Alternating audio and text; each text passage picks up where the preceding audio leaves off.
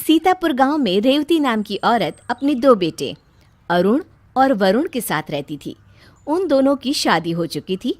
रेवती की बड़ी बहू सोनाली बहुत ही पढ़ी लिखी थी, लेकिन उसकी छोटी बहू चारू ने कोई पढ़ाई नहीं की हुई थी। सोनाली चारू को हमेशा ही ताने मारती रहती और उसे उसके अनपढ़ होने का एहसास दिलाती रहती। चारू, कल मेरी कुछ दोस्त आएंगी घर पर। अच्छा भाभी, तो क्या तैयारी करनी है उनके लिए? हाँ, मुझे बाजार से सामान भी मंगाना है। एक काम करती हूँ, ऑर्डर कर देती हूँ। ऑर्डर? अरे मैं ले आती हूँ ना भाभी मार्केट से, आप मुझे बता दीजिए। अरे आजकल मोबाइल से सब ऑर्डर हो जाता है। क्या चारू, तुम्हें इतना भी नहीं पता?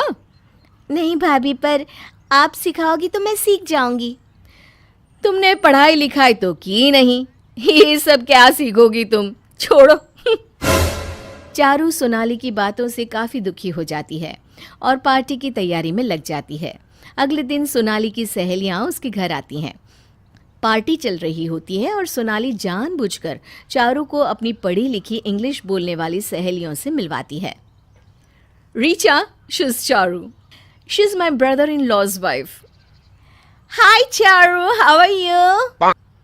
चारू को रीचा की बातें समझ नहीं आती, पर वो फिर भी बात करने की कोशिश करती है। मैं fine, you? Yes, I'm good too. So what you doing these days?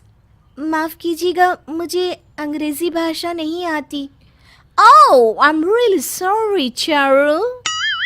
Sonali को चारू की बेइज्जती होते देख बहुत अच्छा लग रहा होता है, पर चारू को बहुत ही शर्मिंदगी महसूस होती है। किचन में चारू बहुत उदास खड़ी होती है। तभी उसकी सास रेवती उसके पास आती है। क्या हुआ बहू, तू इतनी उदास क्यों खड़ी है?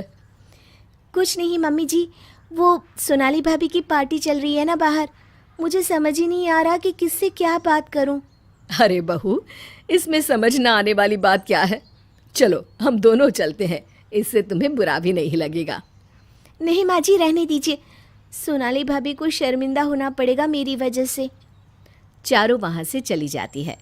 अरुण और सोनाली के बीच झगड़ा हो जाता है। तुमने आज पार्टी में कितना खर्चा कर दिया सोनाली, और उस पर भी तुम्हें और पैसे चाहिए? देखो, मुझे ज़्यादा ताने मारने की ज़रूरत नहीं है, मैं नौकरी करती हूँ, समझे? वो तो मेरे पैसे खत्म हो गए हैं, इसलिए तुमसे मांग रही हूँ। हाँ, तो कौन सा वो पैसे किसी काम आए हैं? घर पर तो तुम देती नहीं हो एक भी पैसा, पता नहीं कहाँ खर्च करती हो। तुमसे अच्छी तो चारू है, कम से कम वरुण का ऐसा खर्चा तो नहीं कराती। अरुण और सोनाली इतना तेज लड़ रहे होते हैं कि उनकी आवाज़ बाहर तक आ रही होती है। चारू वहाँ साफ सफाई कर रही होती है।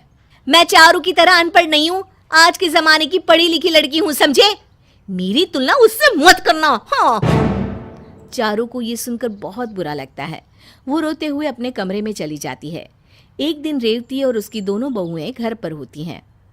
बड़े दिन हुए पकोड़े खाए, आज बहुओं को अपने हाथों के पकोड़े बनाकर खिलाती हूँ। रेवती जैसे ही कढ़ाई में पकोड़े डालती है, थोड़ा सा तेल उसके हाथ पर गिर जाता है और वो ज़ोर से चिल्लाने लगती है। तभी चारू और सोनाली रसोई में आ जाते हैं।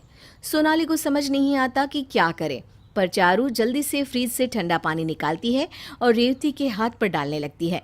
मम्मी जी, ये हाथ को आप सीधा रखिए, मैं पानी डाल रही हूँ। अरे ये क्या कर रही हो तुम? इससे मम्मी जी के हाथ में छाले नहीं पड़ेंगे, और आप ना जल्दी से डॉक्टर को फ़ोन लगाइए। हाँ। सोनाली डॉक्टर को फ़ोन लगाती है और डॉक्टर घर पर आते हैं। वे रेवती के हाथ पर दवाई लगाते हैं और कुछ दवाई भी लिख कर देते हैं। ये दवाई आप ले आइएगा अभी ही। जी डॉक्टर, आपकी फ़ीस? 2000। मेरे पास तो अभी इतने पैसे नहीं हैं, तुम्हारे पास हैं क्या सोनाली?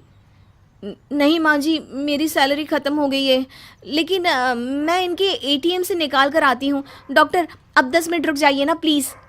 डॉक्टर, ये लीजिए, मेरे पास हैं। डॉक्टर फ़ीस लेकर चले जाते हैं। ये लीजिए भाभी और पैसे, और मम्मी जी की दवाइयाँ ले आइए। अरे, तेरे पास इतने पैसे थे? हाँ मम्मी जी, ये पैसे मैंने घर खर्च से बचाए थे। बेटा, आज तो तूने संभाल लिया, वरना मेरे हाथ में अभी तक तो छाले भी पड़ गए होते। भले ही तूने पढ़ाई लिखाई ना की हो, पर तू बहुत समझदार है। चारू ने जिस तरह से आज अपनी सास को संभाला, ये देखकर सोनाली बहुत शर्मिंदा होती है और उसे एहसास हो जाता है कि इंसान को उसकी पढ़ाई लिखाई से नहीं बल्कि उसकी समझदारी से आंकना चाहिए।